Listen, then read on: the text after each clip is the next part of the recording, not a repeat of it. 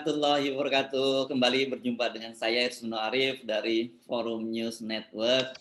Saya kali ini akan mengajak Anda kembali ngobrol dengan Bung Slamet Ginting. Ini wartawan senior yang sekarang jadi akademisi di Universitas Nasional. Kemarin cukup bikin heboh juga wawancara dengan beliau tentang prediksinya yang akan jadi Panglima TNI itu adalah Letnan Jenderal TNI Dudung. Nah, sekarang kan lagi rame nih soal Brigjen Junior Tumilaar yang mengklaim sebagai tentara rakyat, dia pasang badan untuk rakyat, dan kemudian ada juga heboh soal yang pendapat itu dimentahkan oleh Gubernur Lemhanas, Letnan Jenderal TNI Purnawirawan Agus Wijoyo. Assalamualaikum, Bung Ginting. Ya, waalaikumsalam warahmatullahi wabarakatuh. Ya.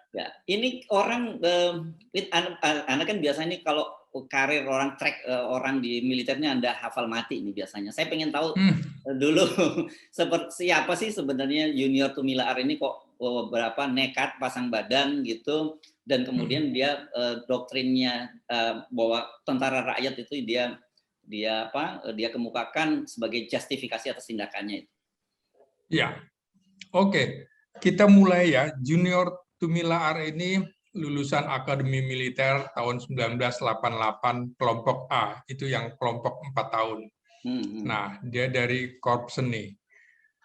Dia itu punya pengalaman tugas teritorial yang cukup panjang. Setidaknya di 6 Kodam dia bertugas, dimulai dari Maluku pertama sebagai Komandan Peleton Detasemen Seni Tempur 5 di Ambon. Setelah itu dia dipindah tugaskan di Mimika, di Sorong, di Mimika di Papua. Artinya dari Kodam di Maluku kemudian Kodam di Papua. Setelah itu geser lagi di Kalimantan Timur. Jadi di situ aja udah 3 Kodam. Lalu ke Aceh.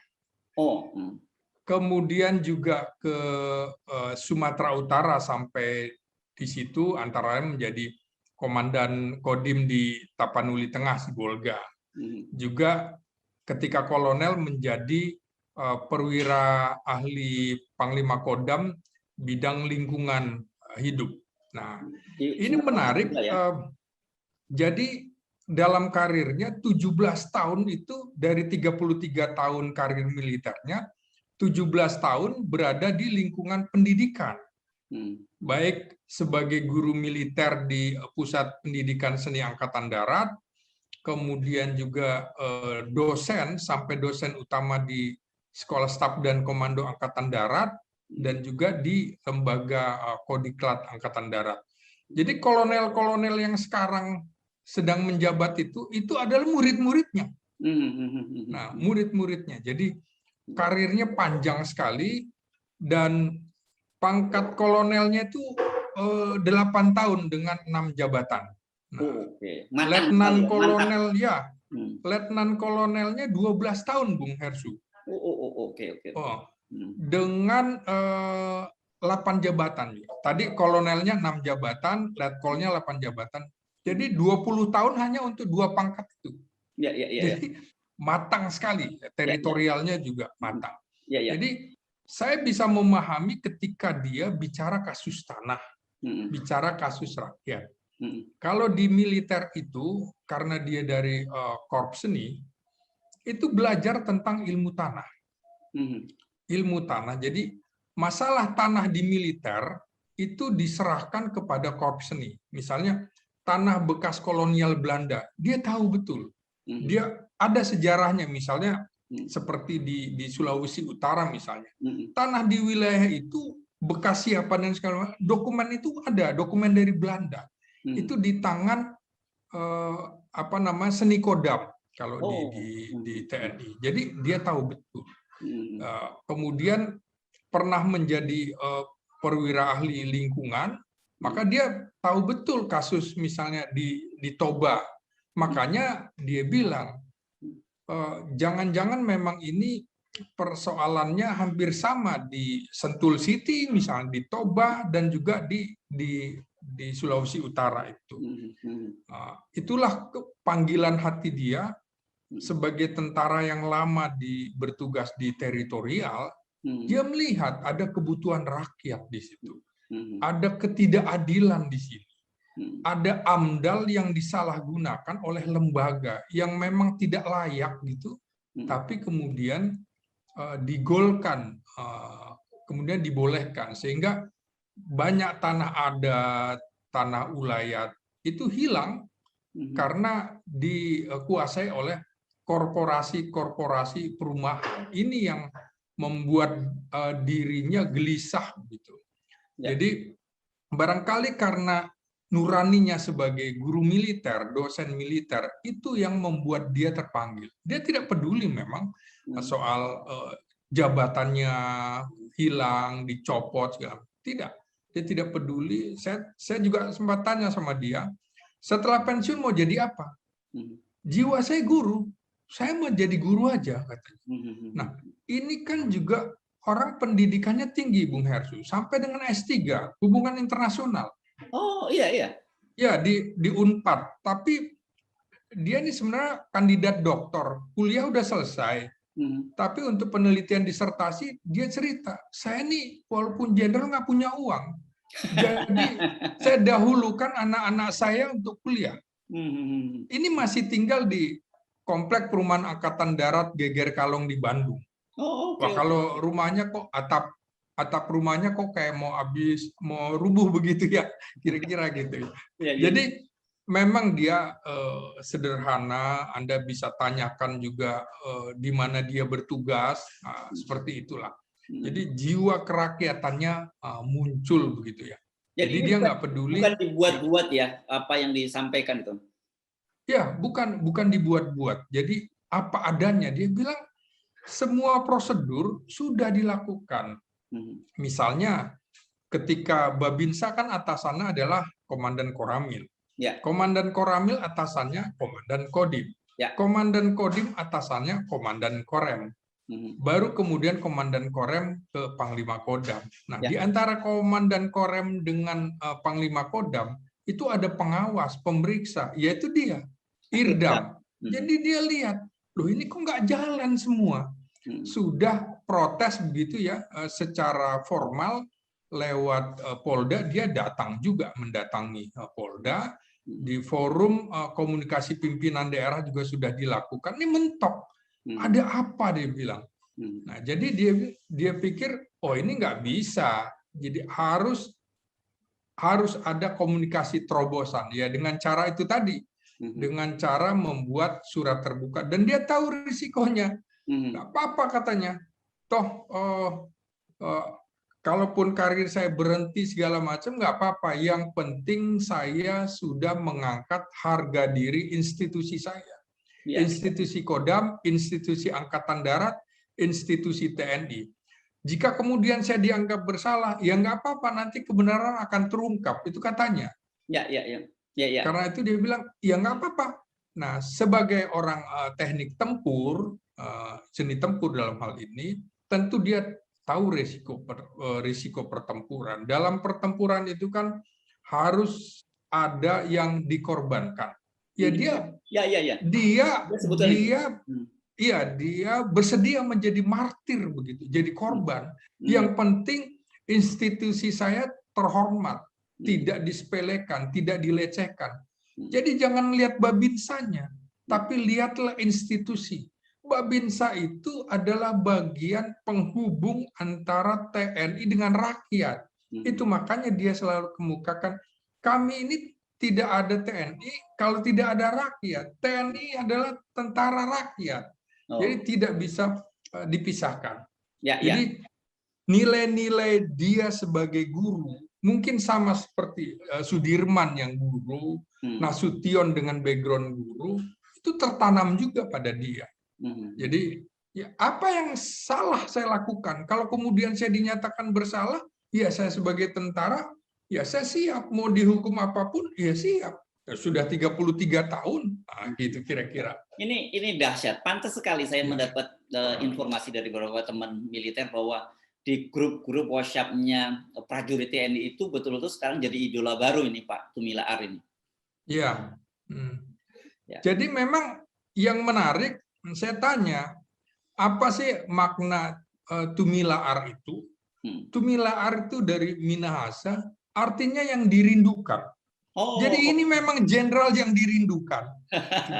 Junior itu kan penerus, atau ya penerus ya. Jadi inilah penerus yang dirindukan. Nah, jadi dia tidak peduli. Nah, dia cerita bahwa saya ini dari garis keturunan pejuang. Bapak saya, kakek saya itu seangkatan dengan Robert Monginsidi. Dia berjuang kemudian melawan Belanda di Sulawesi Selatan. Bapaknya juga turut berjuang ketika ada peristiwa Permesta dan segala macam. Darah pejuang itu ada pada diri saya. Kemudian bicara tanah, karena saya diberikan ilmu di Korps Seni tentang tanah itu. Kemudian menjadi tentara rakyat, saya lama, hampir di 7 Kodam. Nah, bahkan 17 tahun di lembaga pendidikan. Masa guru itu ada yang salah diam aja? Guru apa katanya? Kira-kira begitu. Jadi wajar saya pikir dia menjadi idola baru dalam hal ini. Begitu, Bung Hersu. Sekarang kita pindah karena konteksnya itu sama, karena pemikiran Brigjen Tumilaar ini yang menyebut dirinya sebagai tentara rakyat ini dikoreksi oleh Gubernur Lemhanas Agus Wijoyo. Ini nggak main-main kalau yang mengkoreksi orang Gubernur Lemhanas, apalagi kita kenal Pak Agus Wijoyo itu dikenal sebagai salah satu konseptor back to basic ya, TNI back to basic ya. Bersama Agus bersama Pak SBY dan kemudian Agus Agus Wirahadikusuma ya. Di mana kok banyak sekali orang yang protes, bukan hanya kalangan umum, kalangan internal purnawirawan ini banyak sekali yang memprotes pernyataannya dari Pak Agus Wijoyo ini. Ya, saya mungkin harus cerita dari awal bagaimana kemanunggalan TNI dengan rakyat, Bung Hersu ya. Penting juga, dan nanti kita penting juga menjelaskan siapa Agus Wijoyo, karena tadi Anda sudah bicara tentang Pak Junior Tumilaar, karena bagaimana perjalanan karir seseorang itu berpengaruh terhadap pola pikir seseorang. Baik. Jadi kemanunggalan TNI dengan rakyat itu sesungguhnya sudah berlangsung sejak perubahan nama dari Badan Keamanan Rakyat menjadi TKR itu, Tentara Keamanan Rakyat, yang dibentuk tanggal 5 Oktober 1945. Nah, ini kan beserta laskar-laskar yang berdiri sendiri ya, maupun yang di bawah naungan partai-partai yang ikut bertempur melawan tentara Jepang dalam rangka pengambil alihan jawatan-jawatan pemerintahan yang terutama misalnya gudang-gudang senjata. Jadi tentara dengan rakyat itu sudah turut berjuang ketika melawan tentara Jepang. Nah, kemudian bersatu lagi tentara dengan rakyat ketika sekutu masuk lagi ke Indonesia. Dan tentara serta rakyat marah karena Inggris sebagai simbol sekutu waktu itu turut menyertakan aparat pemerintah sipil Belanda, NIKA ya, Bung, istilahnya dulu. Nah, maka terjadilah berbagai pertempuran di sejumlah palagan, diantaranya yang terbesar kita tahu pertempuran Surabaya 10 November, Palagan Ambarawa 15 Desember 45 yang dijadikan Hari Juang Kartika itu. Ada ya Bandung Lautan Api, Karo Lautan Api, Medan Area, pertempuran 5 hari 5 malam di Palembang. Itu bukti-bukti betapa TNI dengan rakyat itu menyatu untuk mengusir sekutu dan lain-lain. Nah, tetapi wadah kemanunggalan TNI dan rakyat ini konkretnya adalah saat dilancarkannya Perang Rakyat Semesta yang digelar TNI selama agresi militer Belanda, Bung Hersu. Jadi tahun 49 itu, dengan dibentuknya waktu itu pemerintahan sipil di daerah-daerah kantong gerilya sepanjang garis pendudukan musuh begitu ya. Nah, di sini TNI dan rakyat mulai saling memberi dan menerima. Jadi TNI memerlukan akomodasi dan logistik dari rakyat, kemudian rakyat juga secara sukarela membantu hal itu, dan pemuda-pemudi yang dilatih untuk membantu tugas-tugas, pemuda-pemudi juga dilatih untuk tugas-tugas misalnya pengintaian, kemudian juga merintangi jalan raya, sabotase kereta api, misalnya dengan dibentuknya tentara pelajar, tentara zeni pelajar, kan begitu ya. Jadi kalau di Jawa tuh dibentuk pasukan gerilya desa, di Sumatera Barat itu dibentuk Badan Pengawal Nagari, dan di Sumatera Utara namanya Pertahanan Semesta, begitu ya. Jadi sebaliknya TNI juga melindungi rakyat dari ketakutannya melawan laskar-laskar yang membelot. Waktu itu ada laskar-laskar yang membelot. Jadi saling melindungi begitu ya, ada saling kebutuhan ya. Nah, di luar itu kemudian pada saat misalnya di luar tugas tempur, tidak ada tugas tempur, maka TNI itu pada era itu juga bertugas membantu misalnya menjadi guru, karena masih kurang guru di daerah-daerah terpencil, guru-guru di daerah-daerah. Juga kesehatan militer misalnya dia melakukan membantu kesejahteraan, merawat penduduk. Jadi di situ ada kemanunggalan yang sama gitu ya antara TNI dengan rakyat. Nah, inilah yang tidak bisa dipisahkan, dan kemudian ini faktor historisnya ini ya. Historis juga ketika ada pemberontakan atau pergolakan di Indonesia, misalnya ketika Coup d'Etat PKI di Madiun, APRA, Andi Aziz, RMS, PRRI Permesta, DITI di Jawa Barat, Daud Bereh di Aceh. Nah, misalnya di Aceh saja ya, itu kan Daud Bereh akhirnya menghentikan pemberontakan setelah dilakukan pendekatan oleh Pangdam Iskandar Muda saat itu, Kolonel Yasin misalnya, lewat Musyawarah Kerukunan Rakyat Aceh.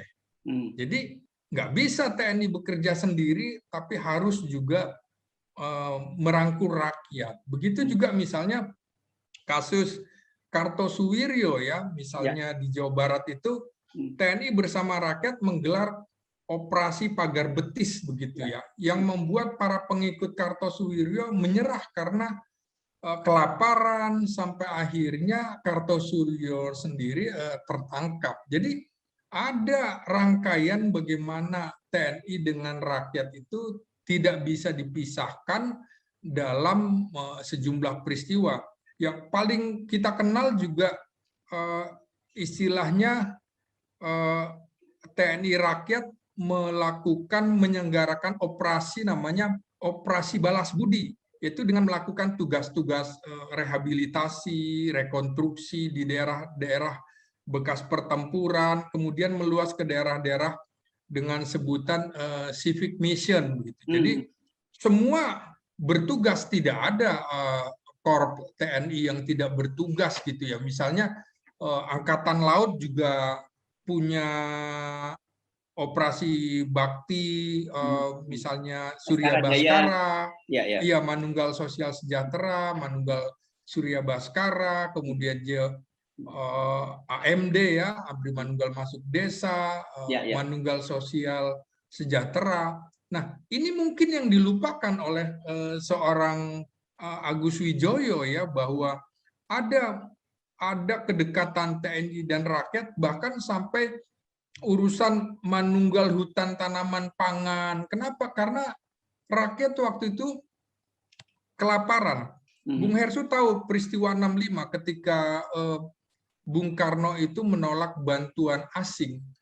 Rakyat itu kelaparan. Jadi dia mengobarkan semangat, tapi perut rakyat kelaparan. Apa yang dilakukan TNI? With your aid itu ya? Betul. Apa yang dilakukan TNI? Diam-diam TNI itu masuk ke desa-desa, ke rumah-rumah, membantu menyerahkan sembako. Itu peristiwa tahun 65, Ibu. Jadi kemiskinan itu kan menjadi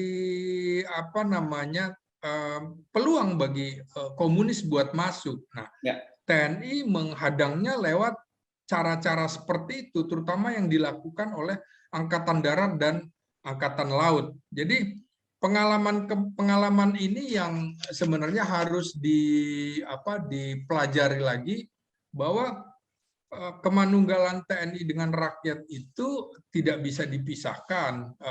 Yang terakhir itu tadi misalnya kasus gerakan 30 September PKI itu jelas-jelas bagaimana jati diri TNI sebagai tentara rakyat itu tidak bisa dilakukan kalau tidak ada informasi-informasi dari rakyat di mana misalnya tokoh-tokoh komunis itu berada. Ya. Dan jangan lupa ada petunjuk pembinaan satuan TNI tentang pembinaan teritorial, misalnya di sekitar pangkalan 1-5 km secara penuh itu, kemudian 5-10 km dengan koordinasi, 10-2 km secara tidak langsung. Tujuannya adalah agar setiap prajurit tetap mampu menjalin hubungan dan kemanunggalan dengan rakyat serta tokoh-tokoh masyarakat di sekitarnya.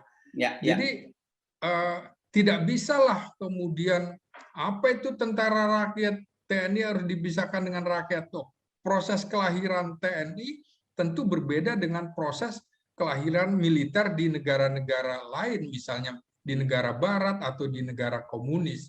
Jadi memang mungkin kita harus lihat sejarah lagi, misalnya kecanggihan intelijen TNI tahun 67 sampai tahun 80 berkat siapa? Ya berkat kemanunggalan TNI dengan rakyat yang terjalin dengan baik, sehingga kemanapun misalnya bekas PKI bersembunyi, data di Koramil ada.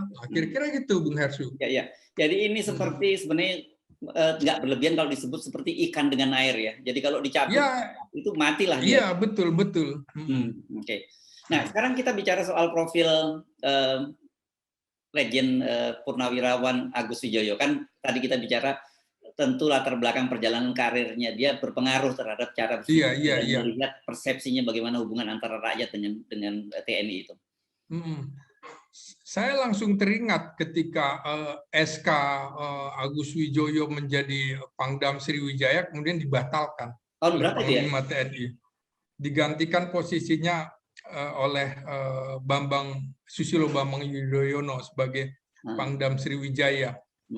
Dari situ akhirnya saya paham, jangan-jangan memang pimpinan TNI melihat bahwa ada yang tidak sinkron dalam pikiran Agus Wijoyo tentang komando teritorial. Belakangan juga saya amati misalnya ketika kasus penyelidikan di Timur Timur itu, Bung Hersu. Nah, dia kan turut memeriksa. Saya begini-gini juga berapa kali tugas di peristiwa Santa Cruz ya. Bukan Santa Cruz. Peristiwa Timur Timur lepas dari Indonesia, kan dituduh kemudian TNI melakukan pelanggaran HAM dan lain-lain, bahkan termasuk perkosaan dan lain-lain. Nah, tentu sebagai wartawan saya harus skeptis juga dengan pernyataan-pernyataan itu. Misalnya di sebuah daerah katanya TNI melakukan pemerkosaan sampai jumlahnya sekian banyak. Loh, karena saya punya data tentang penduduk Timur Timur, berapa jumlah perempuannya di satu distrik segala macam, itu jumlah yang dituduhkan itu nggak masuk akal. Misalnya terjadi perkosaan 2.000 perempuan di desa itu, loh perempuannya nggak ada sampai 2.000 desa kok bisa seperti itu? Ya, dan yang menarik adalah wakil TNI waktu itu adalah Agus Wijoyo gitu ya. Agus Wijoyo kok menyudutkan TNI sendiri gitu kan. Nah, jangan-jangan nih kurang lama bertugas di Timur Timur begitu ya, Bung ya.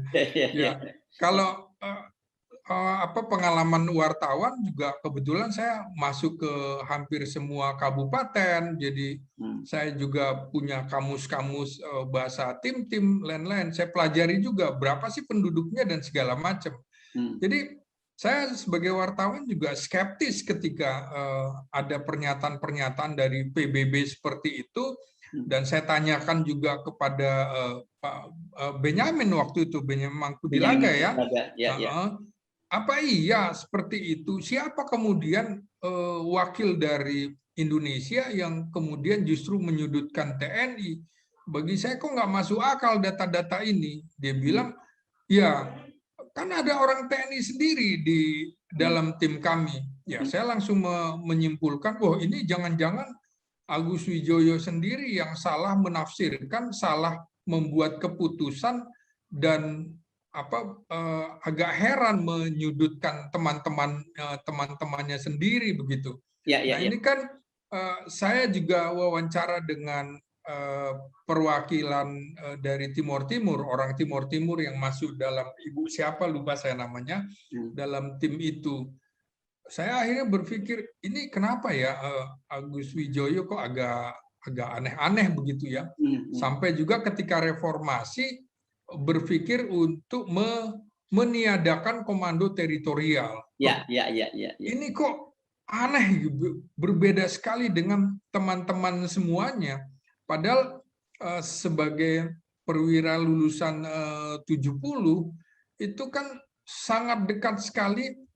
Pada saat itu TNI masih berperang mencari sisa-sisa dari komunis karena dia kan tahun 70. Jadi suasananya masih suasana batin yang keras sekali melawan ekstrim kiri begitu ya. Nah itu juga untuk ekstrim kanan. Tentu saya bertanya juga dengan tokoh-tokoh militer tahun 45 seperti Jenderal Wijoyo Sujono, kemudian Letnan Jenderal Saidiman Suryo Hadiprojo. Mereka juga tidak habis pikir dengan tokoh seperti Agus Wijoyo ini yang nyeleneh begitu ya, dengan cara-cara berpikir yang menentang komando wilayah dan lain-lain. Nah, barangkali kalau kita lihat karirnya, kalau tadi kita bicara misalnya Junior Tumilaar, bertugas sampai di 7 Kodam begitu ya, itu kan pengalaman teritorial dia panjang, dekat sekali dia dengan rakyat. Sampai dia bilang saya ditugaskan di Aceh. Agama saya kan berbeda dengan masyarakat mayoritas Aceh. Tapi bagi saya bukan beban, saya harus dekat menghormati kultur di sana, kearifan lokal di sana. Jadi saya bisa diterima. Begitu juga budaya Dalihanotolu ketika dia bertugas di Sibolga. Jadi dia bisa memahami itu. Nah, memang tentara sebaiknya menurut saya disebar ke sejumlah pulau agar pengalaman teritorialnya itu panjang dan bisa meresapi apa yang dimaui oleh Panglima Besar Jenderal Sudirman. Nah, jangan lupa Bung Hersu, kita masih ingat ketika Sudirman datang menghadap Presiden Soekarno saat agresi militer Belanda datang di Jogja pada saat itu, Soekarno meminta dia kembali saja, kemudian ikut kami, dan semua pimpinan nasional itu bersembunyi atau berlindung di Keraton Jogja. Dan dia sudah balik kanan. Fotonya itu ya. Betul, dia balik kanan saatnya kami bertempur. Jadi kita juga butuh TNI yang berani menyatakan no sir gitu ya kepada presiden bahwa ini keputusan bisa salah begitu ya. Dan dia terus bergerilya. Toh ternyata terbukti Bung Karno dan Bung Hatta ditangkap Belanda, dibuang kan. Dibuang ke Sumatera. Kemudian pemerintahan darurat sipil dipegang oleh Safrudin Prawira Negara di Bukit Tinggi. Nah, tentara kan terus berjuang. Nah, sama dengan ketika perundingan dengan Belanda itu terjadi, TNI banyak juga tidak setuju dengan diplomasi yang merugikan Indonesia. Jadi dalam beberapa hal, misalnya sudahlah Anda beristirahat, Anda sakit. Nah, dia merasa bahwa saya ada bergerilya ini karena rakyat. Sudirman itu nggak punya makanan apapun. Modalnya jimatnya yaitu tadi, jimat dia adalah rakyat, menyatu dengan rakyat. Jadi sampai rakyat itu menyediakan kendi-kendi di Jawa itu untuk minum para pejuang. Jadi kelahiran TNI itu sebagai tentara rakyat, katanya TNI berhasil karena rakyat, rakyat maju karena juga bersinergi dengan TNI, itu tidak bisa dihapuskan. Jadi sejarah bangsa kita itu tidak bisa disamakan dengan sejarah misalnya Army Red komunis gitu ya, kemudian negara-negara barat. Jadi kita harus belajar lagi dari sejarah berdirinya TNI, kemudian kenapa TNI itu harus dekat dengan rakyat. Kira-kira begitu, Bung Hersman. Ya, ini lengkap ini, Bung Slamet Ginting. Jadi wajar kalau kemudian orang seperti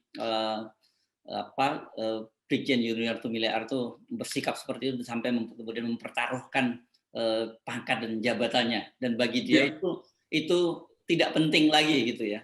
Saya kira penting untuk diteladani, dan juga saya kira bagi para prajurit-prajurit penting, terutama yang muda-muda, memahami bagaimana sebenarnya tentara kita itu lahirnya berbeda sekali dengan tentara misalnya Amerika.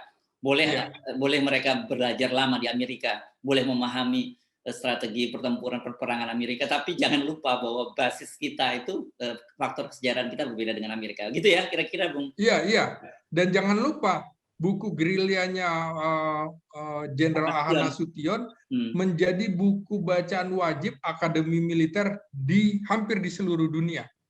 Jadi konsep gerilyanya ternyata itu juga dipakai oleh Vietnam ketika mengusir Amerika dari negerinya.